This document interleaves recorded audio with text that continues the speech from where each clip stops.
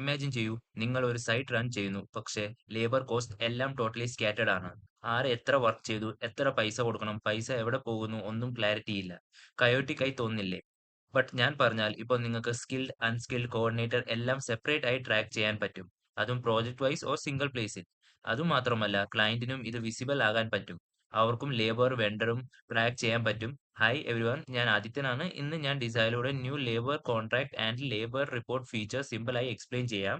ഇതിൽ നിങ്ങൾക്ക് fixed labour cost assign ചെയ്യാം, ഡെയിലി അറ്റൻഡൻസ് ട്രാക്ക് ചെയ്യാം, പേയ്മെന്റ് ഈസി ആയി മാനേജ് ചെയ്യാം. അപ്പൊ നമുക്ക് തുടങ്ങാം. ഫസ്റ്റ് സ്റ്റെപ്പ്, ഞാൻ ലേബർ കോൺട്രാക്ട് ആഡ് ചെയ്യണം. അതിനായി പ്രോജക്റ്റ് സെലക്ട് ചെയ്യാം. നിങ്ങൾ പ്രോജക്റ്റിൽ പോവുക. പ്രോജക്റ്റ് പോയിട്ട് ഇപ്പൊ ഞാൻ എക്സാമ്പിൾ ആയിട്ട് ഒരു പ്രോജക്റ്റ് എടുക്കുക. അവിടെ ഫിനാൻഷ്യൽ പ്ലാനിംഗ് എന്ന് പറഞ്ഞ ഓപ്ഷൻ ഉണ്ട്. ഇവിടെ ഔട്ട്ഫ്ലോയിൽ പോകുമ്പോൾ നിങ്ങൾക്ക് ആഡ് വെണ്ടർ എന്ന് പറഞ്ഞ ഓപ്ഷൻ ഉണ്ട്. അവിടെ പോവുക. എന്നിട്ട് നിങ്ങൾ ഏതാണോ ഒരു വെണ്ടർ സെലക്ട് ചെയ്യുക. ഇപ്പൊ ഞാൻ ഒരു രാഘവദാസ് എന്ന് പറയുന്ന ഒരു വെണ്ടർ എടുക്കുക. നെക്സ്റ്റ് കൊടുത്തിട്ട് സേവ് കൊടുക്കുക. അപ്പം ആ വെണ്ടറിന്റെ ഇവിടെ വരും കാറ്റഗറി ഇലക്ട്രിക് വർക്ക്. ഇവിടെ നമ്മുടെ പർപ്പസ് എന്ന് വെച്ചാൽ ലേബർ കോൺട്രാക്ട് ക്രിയേറ്റ് ചെയ്യുകയാണ്. അപ്പൊ അതിനായി നിങ്ങൾ ഈ പ്ലസ് കോൺട്രാക്ട് എന്ന് പറഞ്ഞ ഓപ്ഷൻ ഉണ്ട്. അവിടെ പോയിട്ട് ലേബർ എന്ന് പറഞ്ഞ ഓപ്ഷൻ ഉണ്ട്. അത് ക്ലിക്ക് ചെയ്യുക. അപ്പൊ നിങ്ങൾക്ക് കാണാം ലേബർ കോൺട്രാക്ട് ക്രിയേറ്റ് ആയി. ഇവിടെ നിങ്ങൾക്ക് ഈ കോൺട്രാക്ടിന്റെ പേര് മാറ്റണമെങ്കിൽ അതും മാറ്റാം. ഇപ്പൊ ഞാൻ മാറ്റുക, രാഘവ്. ഇങ്ങനെ നിങ്ങളുടെ ഇഷ്ടം അനുസരിച്ച് നിങ്ങൾക്ക് കോൺട്രാക്ടിന്റെ പേര് എന്തെങ്കിലുമൊക്കെ ചേഞ്ചസ് വരുത്തണമെങ്കിൽ വരുത്താം. എന്നിട്ട് ഇവിടെ നിങ്ങൾക്ക് കാണാം ലേബറിന്റെ ടൈപ്പ്, ടോട്ടൽ എസ്റ്റിമേറ്റഡ് ലേബർ, പിന്നെ കോസ്റ്റ് പെർ ലേബറിന്റെ പെർ ഡേന്റെ അതും കാണാം. പിന്നെ ടോട്ടൽ കോസ്റ്റ് എത്ര വരുന്നതെന്ന് വെച്ചാൽ അത് നിങ്ങൾക്ക് ഇവിടെ നിന്ന് കാണാൻ പറ്റും. ഇപ്പൊ ഞാൻ ഓരോ ലേബറിന്റെ എത്ര, ഇപ്പൊ സ്കിൽഡ് ലേബർ ഞാൻ ഒരു 30 കൊടുക്കുക. അതുപോലെ തന്നെ അൺസ്കിൽഡ് ലേബർ ഒരു 45, പിന്നെ കോർഡിനേറ്റർ ഒരു 8 കൊടുക്കുക. നമ്മൾ കൊടുക്കുന്ന അനുസരിച്ച് നിങ്ങൾക്ക് ടോട്ടൽ ലേബേഴ്സിന്റെ കൗണ്ടിങ് ഇവിടെ കാണാൻ പറ്റും. ഇനി ഇവരുടെ കോസ്റ്റ് ഞാൻ കൊടുക്കാൻ പോവാ. ഇപ്പം സ്കിൽഡ് ലേബറിന് ഒരു 400 ഞാൻ കൊടുക്കുക. അതുപോലെ തന്നെ അൺസ്കിൽഡ് ലേബറിന് ഒരു 350 കൊടുക്കാൻ പോവാ. പിന്നെ കോർഡിനേറ്റേഴ്സിന് ഒരു 750. ഇതനുസരിച്ച് ഇവിടെ ടോട്ടൽ കോസ്റ്റ് പറയാൻ പറ്റും.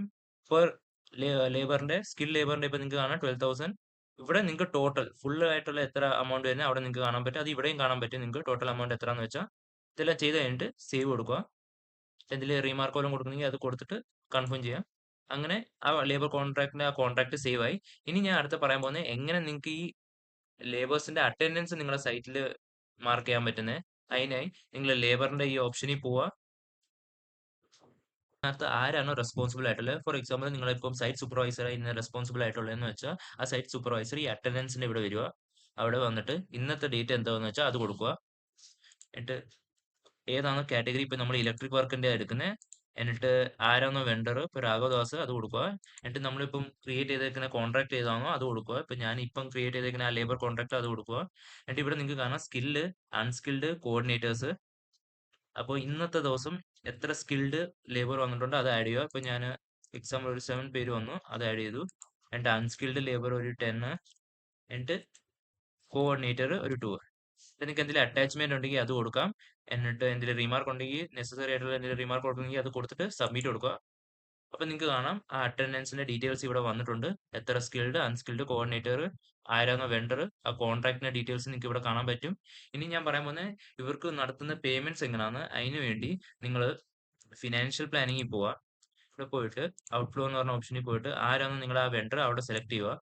എന്നിട്ട് ഇവിടെ ആഡ് എക്സ്പെൻസ് എന്ന് പറഞ്ഞ ഓപ്ഷൻ ഉണ്ട്, അവിടെ പോവുക. എന്നിട്ട്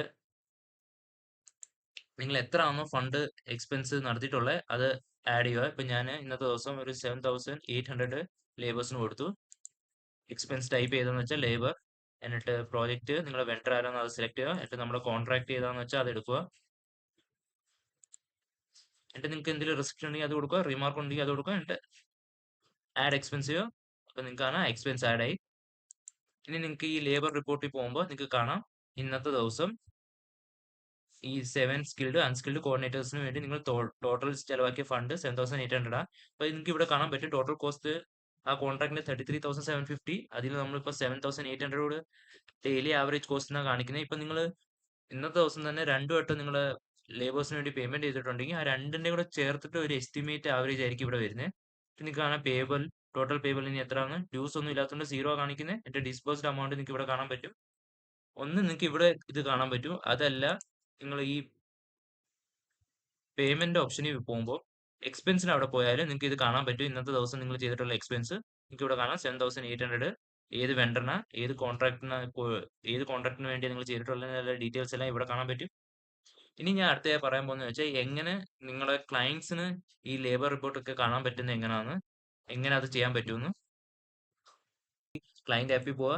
ക്ലയന്റ് ആപ്പിൽ പോകുമ്പോൾ നിങ്ങളെ രജിസ്റ്റേർഡ് നമ്പർ ഏതാണെന്ന് വെച്ചാൽ അത് കൊടുത്തിട്ട് ഒ ടി പി സെൻഡ് കൊടുക്കുക. അപ്പോൾ വാട്സപ്പിൽ നിങ്ങൾക്ക് OTP വരും. അത് എൻ്റർ ചെയ്യുമ്പോൾ നിങ്ങൾക്ക് ഈ ഇന്റർഫേസ് വരും.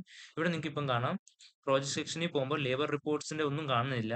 അതിനായി നിങ്ങൾ ഇവിടെ ക്ലയന്റ് വിസിബിലിറ്റി എനബിൾ ചെയ്യണം. എന്നാൽ മാത്രമേ ക്ലയന്റ് ആപ്പിൽ നിങ്ങളുടെ ലേബർ റിപ്പോർട്ട് കാണാൻ പറ്റൂ. ഇപ്പം ഞാൻ ക്ലയന്റ് വിസിബിലിറ്റി എനബിൾ ചെയ്തു. പിന്നെ ഇന്റർഫേസിൽ ആ ലേബർ റിപ്പോർട്ട് എനബിൾ ആയി വരും. അപ്പോൾ അവർക്ക് ഈ ലേബർ റിപ്പോർട്ടിൽ പോയിട്ട് ഡീറ്റെയിൽസ് എല്ലാം നോക്കാം. ഇപ്പം കാണാം ആ രാഘവ് ദാസ് വെണ്ടറിന്റെ എത്ര കോർഡിനേറ്റർ, സ്കിൽഡ്, അൺസ്കിൽഡ് എല്ലാം എന്തെങ്കിലും അറ്റാച്ച്മെന്റ് ഉണ്ടെങ്കിൽ അവർക്ക് അത് ഇങ്ങനെ കാണാൻ പറ്റും. അങ്ങനെ ക്ലയൻസിനും നമ്മുടെ സൈറ്റിൽ നടക്കുന്ന ലേബർ റിപ്പോർട്ട്സ് അവരുടെ ക്ലയന്റ് ആപ്പ് ത്രൂ കാണാൻ പറ്റും. ഇനി ഞാൻ അടുത്ത പറയാൻ പോകുന്നത് ഈ റിപ്പോർട്ട് സെക്ഷനിൽ ഈ ലേബർ റിപ്പോർട്ടിന്റെ കാര്യങ്ങളെല്ലാം എങ്ങനെയാണ് വിസിബിൾ ആയിട്ടുള്ളതെന്ന്. അതിനായി നിങ്ങൾ റിപ്പോർട്ട് സെക്ഷനിൽ പോവുക. ഈ റിപ്പോർട്ട് സെക്ഷനിൽ പോകുമ്പോൾ ലേബർ റിപ്പോർട്ട് എന്ന് പറഞ്ഞ ഫുൾ റിപ്പോർട്ട് നിങ്ങൾക്ക് എടുക്കാൻ പറ്റും. അപ്പോൾ വ്യൂ ഫുൾ റിപ്പോർട്ടിന്റെ അവിടെ പോയിട്ട് നിങ്ങൾക്ക് പ്രോജക്റ്റ് വൈസോ അല്ലെങ്കിൽ വെണ്ടർ വൈസോ നിങ്ങൾക്ക് റിപ്പോർട്ട് എടുക്കാം. ഇപ്പം ഞാൻ പ്രോജക്റ്റ് വൈസ് എടുക്കുക. എൻ്റെ പ്രോജക്റ്റ് ഏതാണെന്ന് വെച്ചാൽ അത് ഞാൻ കൊടുക്കുക. നമ്മുടെ പ്രോജക്റ്റ് കൊടുക്കുമ്പോൾ നമ്മുടെ പ്രോജക്റ്റ് വൈസുള്ള എന്തൊക്കെയുണ്ടോ അത് വരും. ഇനി ഞാൻ സ്പെസിഫിക് ആയിട്ട് ഏതെങ്കിലും പർട്ടിക്കുലർ വെണ്ടറിന്റെ എടുക്കണമെങ്കിൽ അതിനായി ഇപ്പം ഞാൻ ഒരു വെണ്ടറിന്റെ എടുക്കുക, രാഘവദാസനെ. അപ്പോൾ ആ വെണ്ടറിന്റെ മാത്രം ഡീറ്റെയിൽസ് നിങ്ങൾക്ക് കാണാൻ പറ്റും. അതിന്റെ റിപ്പോർട്ട് എടുക്കാൻ പറ്റും. കാറ്റഗറി വൈസ് നിങ്ങൾക്ക് എടുക്കാം. ഡേറ്റ് ഏതാണ് പർട്ടിക്കുലർ ഡേറ്റ് വൈസ് നിങ്ങൾക്ക് എടുക്കാൻ പറ്റും.